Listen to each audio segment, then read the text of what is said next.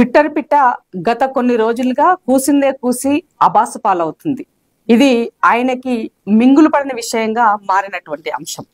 హైదరాబాద్ సంబంధించినటువంటి survey number 25లో ఉన్నటువంటి central university భూములకి సంబంధించి తెలంగాణ ప్రజల ముందు అబాసు పాలైన ట్విట్టర్ పిట్ట.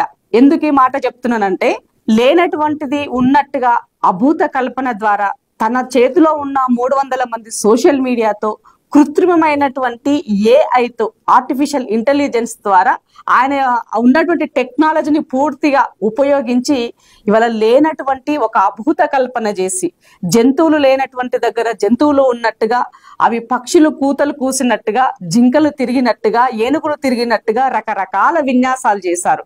ఆ విన్యాసాలన్నింటినీ కూడా ఇవాళ ఈ తెలంగాణ సమాజం ఇది తప్పు అని తేల్చివేసింది. సో ఇవాళ కేటీఆర్ గారి యొక్క సంబంధించినటువంటి ఆయన రాజకీయ భాగస్వామిగా ఉన్నటువంటి బీఆర్ఎస్ పార్టీ, బీజేపీ రెండూ కూడా ఒకటే అని మరోసారి ప్రూవ్ అయింది వీటి ద్వారా. ఎందుకు ఈ మాట అంటుందంటే, కిషన్ రెడ్డి గారు ట్విట్టర్ లో పోస్ట్ చేసినటువంటి ట్విట్టర్ ని, అలాగే జగదీశ్వర్ రెడ్డి గారు పోస్ట్ చేసినటువంటి పోస్ట్ ని ఇద్దరు కూడా ఒకేసారి డిలీట్ చేయడం జరిగింది.